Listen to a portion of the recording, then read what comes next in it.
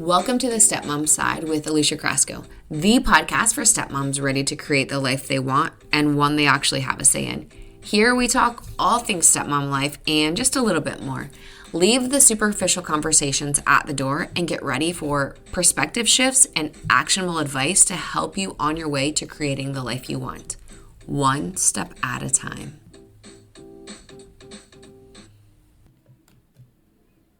Hey, welcome back to the Stepmom Side podcast. I'm Alicia and I'm your host.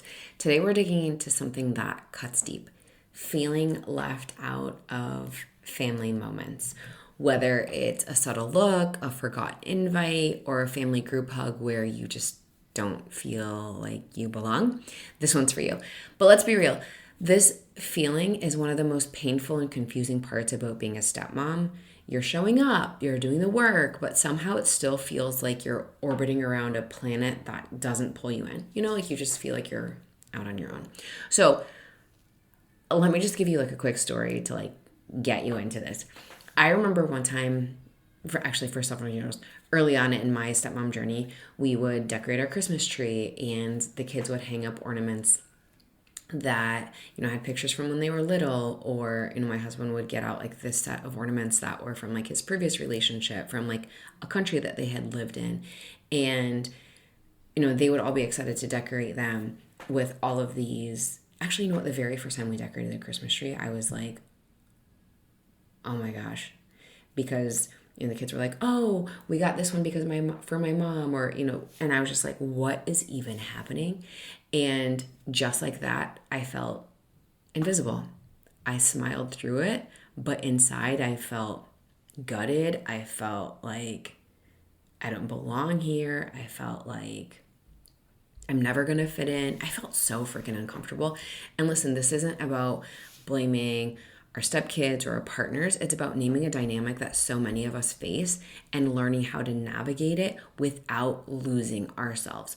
So let's break this down. Why does this happen? Feeling left out doesn't mean you're doing something wrong.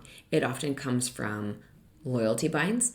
Kids feel like including you too much is betraying their mom or betraying their other parent. Unspoken norms. Society still pushes the narratives that the real family is biological, or the real mom is more important because as a stepmom, you can't be maternal. That's so freaking archaic. Emotional labor. You might be doing a lot behind the scenes, planning, caretaking, scheduling, and you still feel like you're not seen or appreciated. So this is what's happening. Like, this is why this happens. There's loyalty binds, there's the unspoken norms, and there's the emotional labor. So now let's chat about how it shows up. You might notice feeling left out when you're not in the group text about weekend plans. I hear this so often, especially inside the Stepmom Side community, where stepmoms are like, I'm always the last one to know. I hear it in my DMs too. I'm always the last one to know. I'm always left out of planning. I never know like who's coming, who's going. I also felt like this, but especially like being in a group chat, like you don't know whether the group chat is like with you guys in the other house, whether it's with your partner and the kids, all of the things, right? You also might notice it when your partner doesn't consult you before making a decision with the ex. And this one always ruffles a lot of feathers. When I post anything about this on social media, just watch the hate roll in, because you're not a mom. Like, you're not the mom. How could you, as the stepmom, be asking for any input or be saying that you need any input? Because it's my house. Like, I live here too. Like, these things include me or affect me. Another way is family jokes or traditions that don't include you. Oh my goodness. I remember one time we were taking the kids to Cedar Point. And if you don't know what that is, it's an amusement park that's notorious for like roller coasters. That's what they've got there. And I was texting my stepkids' mom. I had never been, but I was texting my stepkids' mom, I think on the group chat, that we were going there, and she responded with Troika, Troika, Troika. And I was like, what the hell does that mean? But I didn't say I of course didn't text her that back, but I said to my husband, oh, she said this. And he was like, oh yeah, because it's this ride, because every time we've taken the kids in the past, like that's the ride that we start with. And I'm like, awesome. This is really awkward because now we're going to go to this amusement park and we're going to do exactly what they've done in years past. Blech.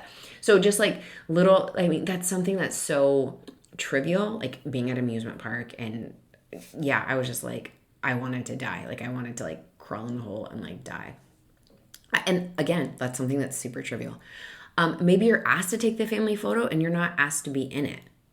And you're like, wait a minute, like, what? And so we just really get in our head. So little things like that you might notice when you're not in the group chat about weekend plans. Your partner doesn't consult you before making plans or making a decision with the ex. Family jokes or traditions that don't include you, and you're asked to take the family photo, not be in it. I would be like, okay, great. Now that I've taken it, can, insert somebody else, like take it of all of us. I am the first person to say to a stranger walking down the street, hey, will you take our picture? But here's the thing. These little things chip away at your sense of belonging. And if no one talks about it, you start wondering if it's just you that feels this way. Spoiler alert, it's not. Like I've absolutely felt like this way. I actually spent years feeling like this. So I'm so pumped that you're here like listening to this, and I'm creating a podcast episode about it because I used to be like, what's wrong with me? Like no one else feels like this. I don't understand how no one else feels like this. So let's get onto like the positive part of like, what can we do? I'm going to give you a few practical steps. You can't control how others behave, but you can control how you respond, not react, how you respond and how you advocate for yourself. Number one, I'm going to give you 5 of them. So if you're taking notes, there's 5 of them. Number 1, talk to your partner, but not in the heat of the moment. Not in the heat of the moment. If you've listened to this long enough, you know that I'm the hothead in the relationship here. Not so much anymore, but I could not have a conversation in the heat of the moment. I would just be anger from inside out and just blow my gasket. So not in the heat of the moment. We're going to use clear, calm language. And you can say something along the lines of, when I'm not included in family plans, it makes me feel like I'm not part of the team. Can we talk about ways to make sure we're on the same page? Or, hey, I feel excluded when insert whatever.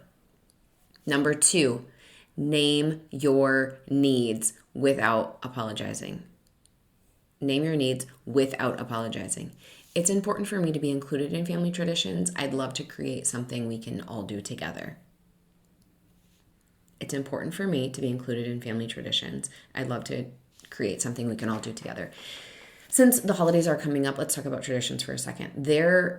Your partner and kids might have traditions that they've got. It's okay for you to say, hey, in my family, we do this. Or maybe your family didn't have traditions and you say, let's create one together. Number 3, create your own traditions. And this is not the holiday one, but maybe it's Sunday pancakes.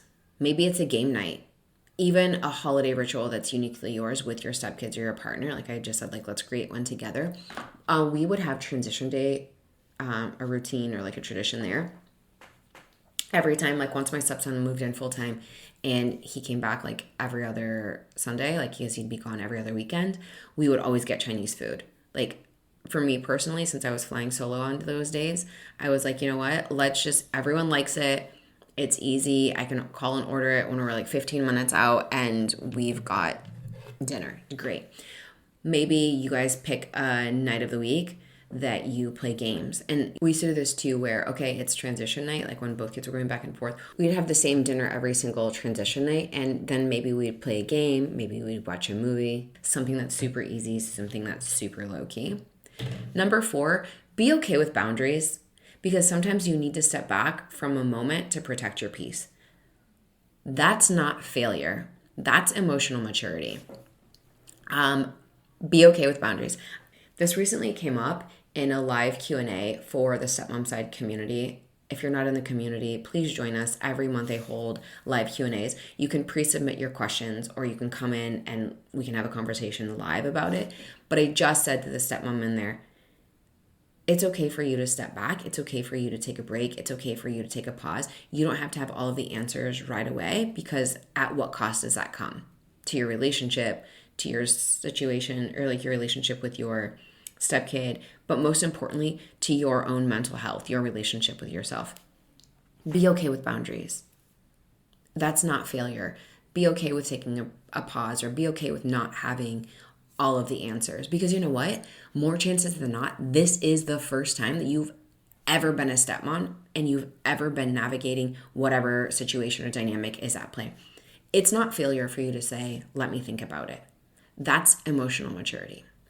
Number 5, reframe the narrative. Inclusion doesn't always look like what we see on Instagram. Sometimes your role is quieter, but no less value. The thing that we see on Instagram, I haven't seen this in a while, but like years ago, I would see all the time, like, oh, everyone's got matching jerseys. Everyone, does, or like the goal was to get matching jerseys or have like shared holidays, or no, my friend, that's not it. If that doesn't work for you and your family, don't do it. If that doesn't ever feel like it's going to be your situation, then don't do it. Don't aspire to that, because you will die trying to get to that point. You can't control other people. You don't know where other people are like on their healing journey. It doesn't always look like what we see on social media. It's okay. That part is okay.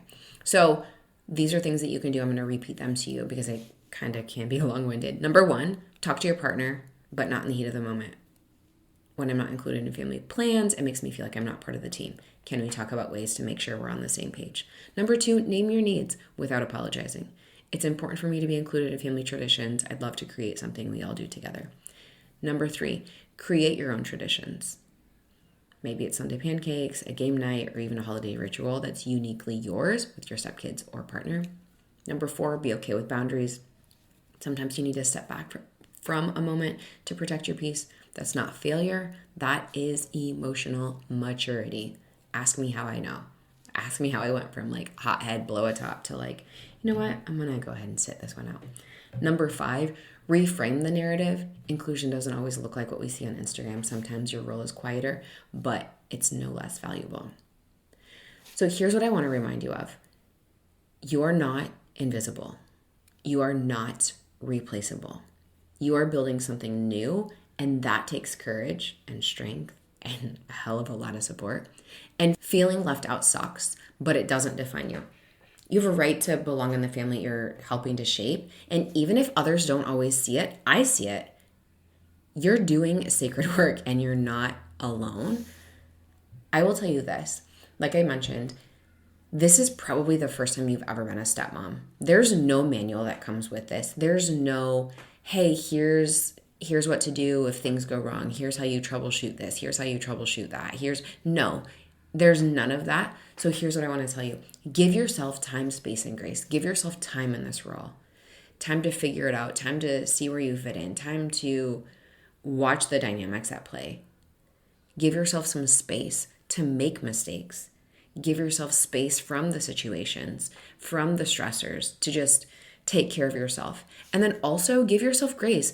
Again, to make the mistakes, give yourself grace when you stumble. Everyone has hard days. That doesn't mean you suck as a stepmom. That doesn't mean you're a terrible stepmom. It means that you're human and you're trying to figure it out. It is really freaking hard work. I see that you're putting in the effort. I see that you're here week after week listening to the Stepmom Side podcast. Thank you so much for being here. Thank you so much for joining and listening and doing all of the things. If you want extra support, please come join us inside the Stepmom Side community. You will meet other women there that are experiencing the same things as you. Especially in the last 2 weeks, we've had so many new members join and it's gone off. Like, people are constantly in there posting. People are constantly in there commenting back on other women's posts. Like, please come join us. Like, you're not alone. But until next week, please give yourself some extra compassion. Actually, give yourself extra compassion every week. You deserve it. I will chat with you next week.